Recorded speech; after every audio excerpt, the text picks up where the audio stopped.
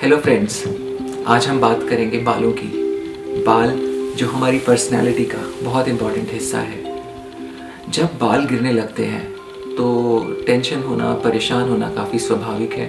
और ऐसी स्थिति में लोग जहाँ से भी उन्हें सलाह मिले, न्यूज़पेपर, इंटरनेट, यूट्यूब, जहाँ से भी वो उसे देखते हैं और उसको फॉलो करने की कोशिश करते हैं। तो कई दफ़ा ऐसे प्रयासों में बालों का फ़ायदे की बजाय नुकसान होता है और हेयर लॉस बढ़ सकता है।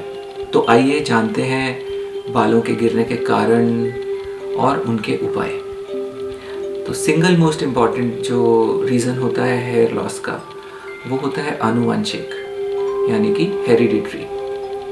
मेल्स में काफ़ी ज़्यादा कॉमनली देखा जाता है। तो फैमिली में किसी को बाल गिरने की समस्या है, जैसे कि फादर को या मदर को, तो ऐसी स्थिति में बच्चों के बाल काफ़ी जल्दी गिर सकते हैं। फीमेल्स में भी ये आनुवंशिक किस्म का हेयर लॉस देखा जाता है। दूसरा कारण जो होता है वो होता है डाइट से संबंधित, यानी कि आपके डाइट में प्रोटीन्स की कमी, मिनरल्स की कमी, विटामिन्स की कमी की वजह से भी आपके बाल गिर सकते हैं। दूसरा, कभी कभी फूड अडल्ट्रेशन, जैसे आजकल तो ये काफ़ी कॉमन हो गया है, जिसमें कि इंसेक्टिसाइड्स और पेस्टिसाइड्स जो फलों और सब्जियों में इस्तेमाल किए जाते हैं उगाते वक्त। इसके अलावा कुछ अन्य बीमारियों के साथ, जैसे कि थायराइड की प्रॉब्लम है या अनीमिया है, इस तरीके की बीमारियों के साथ भी हेयर लॉस एसोसिएटेड देखा जाता है। उसके अलावा एक बहुत इम्पॉर्टेंट रीज़न हेयर लॉस का है स्ट्रेस, तनाव। तो डे टू डे लाइफ के स्ट्रेस के चलते बाल गिरना काफ़ी कॉमन है। प्लस जब बाल गिरने लगते हैं तो वो एक अपने आप में और स्ट्रेस हो जाता है, तो उसकी वजह से और बाल गिरने लगते हैं। आइए अब बात करते हैं टाइप्स ऑफ हेयर लॉस की। तो सबसे common type of hair loss है मेल पैटर्न बाल्डनेस। जैसा कि नाम से ही जाहिर है, ये मेल्स के अंदर देखा जाता है। इसके पीछे एक हार्मोन रिस्पॉन्सिबल होता है जिसको बोलते हैं डाईहाइड्रोटेस्टोस्टेरोन, DHT। तो ये हार्मोन की वजह से मेल्स के अंदर फ्रंट से, ज़्यादातर मेल्स में साइड से बाल जाना शुरू होता है, फिर धीरे धीरे पीछे जाता है, यहाँ थिनिंग होती है, और फिर क्राउन एरिया यानी कि पीछे का एरिया भी इन्वॉल्व होना स्टार्ट हो जाता है। तो और ये बाल जो पीछे के यहाँ के बाल होते हैं, ये अक्सर नहीं जाते क्योंकि यहाँ पे उस हार्मोन के रिसेप्टर्स नहीं होते DHT के। मेल्स के अलावा फीमेल्स में भी इस तरीके का पैटर्न हेयर लॉस देखा जा सकता है, पर फीमेल्स में ज़्यादातर मिडल ऑफ द हेड, यानी कि इस पोर्शन से बाल कम होते हैं। कभी कभी कुछ फीमेल्स में हेयर लाइन मेल्स की तरह भी रिसीड होती है, जिसमें कि साइड्स में थिनिंग देखी जाती है। इसके अलावा एक और हेयर लॉस का पैटर्न होता है जो काफ़ी कॉमन है, जिसको बोलते हैं एलोपेशिया एरिएटा।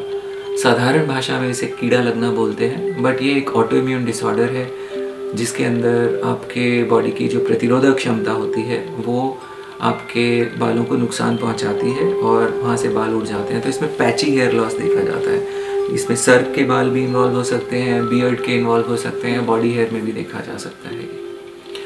इसके अलावा एक और तरीके का हेयर लॉस होता है जिसको बोलते हैं टीलोजेनिक फ्लूरियम। ये काफ़ी कॉमन है, ये अक्सर बीमारियों के बाद देखा जाता है या किसी बहुत स्ट्रेसफुल इवेंट के बाद देखा जाता है, जिसमें लगभग 2, ढाई, 3 महीने के बाद, जैसे डेंगू में या फिर टाइफॉइड में या फिर प्रेगनेंसी के बाद भी हेयर लॉस होता है।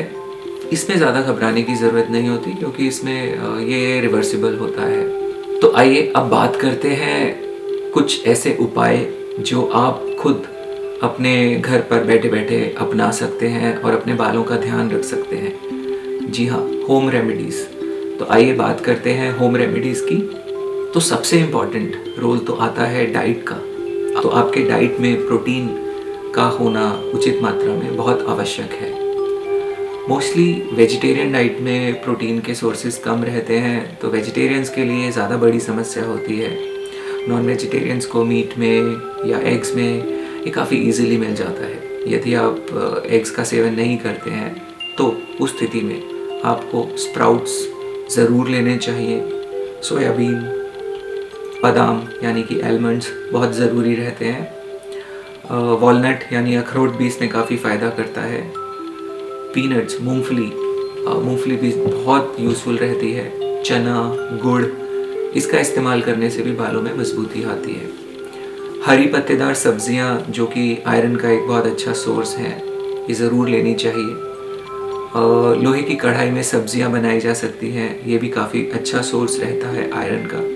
इसके अलावा चिया सीड्स, जिनको कि सब्ज़ा सीड्स भी कहते हैं, और फ्लेक्स सीड्स यानी कि अलसी सीड्स भी काफ़ी यूज़फुल रहते हैं डाइटरी सप्लीमेंट के तौर पे। कुछ ऐसे उपाय भी हैं, जैसे कि एक बहुत कॉमन चीज़ वो है प्याज का रस लगाना, अनियन जूस। यस, तो ये एक इरिटेंट का काम करता है। यहाँ वेज़ोडाइलेटेशन करेगा स्कैल्प में आपके, यानी कि आपके ब्लड सर्कुलेशन स्कैल्प में इम्प्रूव करेगा, और ये भी काफ़ी लोगों में यूज़फुल रहता है। अब रोल आता है स्ट्रेस मैनेजमेंट का। ये बहुत आवश्यक है। जैसा कि हम जानते हैं कि स्ट्रेस बहुत बड़ा रीज़न है हेयर लॉस का, और डे टू डे लाइफ के स्ट्रेस की वजह से हेयर लॉस होता है। तो कुछ फिज़िकल एक्टिविटीज़, एक्सरसाइज ज़रूर कीजिए, बहुत अच्छा स्ट्रेस बस्टर है। इसके अलावा खुश रहने की कोशिश करें, मेडिटेट करें, ये चीज़ें बहुत फ़ायदा करती हैं। तो यदि सब चीज़ें करने के बाद अपने लाइफस्टाइल में जो भी आप चेंजेस कर सकते हैं, इनको करने के बाद भी आप देखते हैं कि आपका हेयर लॉस कम नहीं हो रहा है, तो भी घबराइएगा नहीं। आप कंसल्ट कीजिए अपने नज़दीकी त्वचा रोग विशेषज्ञ को। वो एक सही व्यक्ति हैं जो आपको इसके बारे में बता सकते हैं, डायग्नोस करेंगे आपकी बीमारी को कि क्या रीज़न है हेयर फॉल का आपके केस में, उसके पीछे कोई अंडरलाइंग डिजीज़, कोई डिसऑर्डर, अगर कोई इन्वेस्टिगेशन की ज़रूरत है तो वो सब आपको त्वचा रोग विशेषज्ञ सलाह देंगे। कई दफ़ा लोग इसके लिए पार्लर्स में, सैलून्स में चले जाते हैं कि कुछ हम केराटिन ट्रीटमेंट करा लें या कुछ स्पा ले लें। जनरली ये चीज़ें काफ़ी नुकसानदायक रह सकती हैं, और अगर कोई बीमारी है जिसकी वजह से आपके बाल जा रहे हैं तो वो नेगलेक्ट हो जाएगी और आपके बाल का गिरना जारी रहेगा। तो ज़रूर आप इसके लिए अपने डर्मेटोलॉजिस्ट को कंसल्ट कीजिए। तो अब बात करते हैं ट्रीटमेंट की। तो इसका इलाज दवाइयों के ज़रिए संभव है। यदि आप अर्ली स्टेजेस में ही बाल्डनेस के डॉक्टर को कंसल्ट करते हैं तो वो आपको कुछ दवाइयाँ देंगे, जैसे कि लगाने के लिए लोशंस आते हैं जिसमें मिनॉक्सिडिल प्रमुख होता है। इसके अलावा कुछ हेयर सीरम्स भी होते हैं जो काफ़ी यूज़फुल रहते हैं। ये दवाइयाँ लंबे समय तक यूज़ करनी होती है। आपके डर्मेटोलॉजिस्ट जैसे आपको सुझाएं आप उसको इस तरह से इस्तेमाल कीजिए। इसके अतिरिक्त ओरल मेडिसिन्स भी होती हैं जिसमें कि बायोटिन प्रमुख है, फिनेस्ट्राइड भी होती है। तो आपकी सिचुएशन के हिसाब से आपके डर्मेटोलॉजिस्ट आपको ये सब दवाइयाँ प्रिस्क्राइब कर सकते हैं। अगर बात दवाइयों से नहीं बनती है, यानी कि थोड़े से एडवांस हेयर लॉस के अंदर जहाँ पर कुछ हेयर दवाई की रेंज से बाहर जा चुके हैं, तो ऐसी स्थिति में कुछ ट्रीटमेंट्स होते हैं जिसमें कि PRP प्रमुख है। ये ट्रीटमेंट यानी प्लेटलेट रिच प्लाज्मा काफ़ी इफ़ेक्टिव होता है। इसमें बहुत सारे ग्रोथ फैक्टर्स होते हैं जो आपके हेयर रूट्स को स्टिमुलेट करते हैं, ब्लड सर्कुलेशन बढ़ाते हैं, और वो बाल जिनको दवाई से वापस लाना संभव नहीं, वो PRP के एक ही सेशन से आप वापस पा सकते हैं उनमें से काफ़ी बालों को।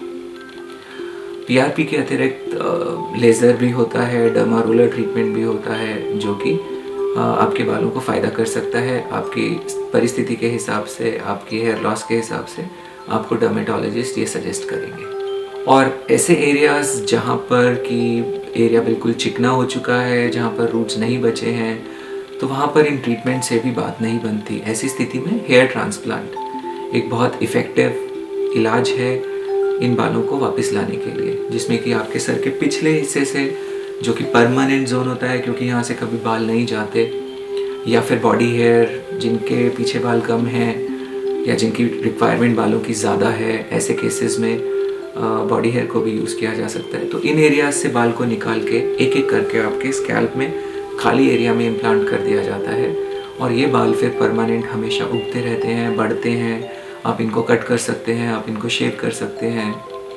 तो ये सब इलाज संभव हैं हेयर लॉस के, तो घबराने की ज़रूरत नहीं है।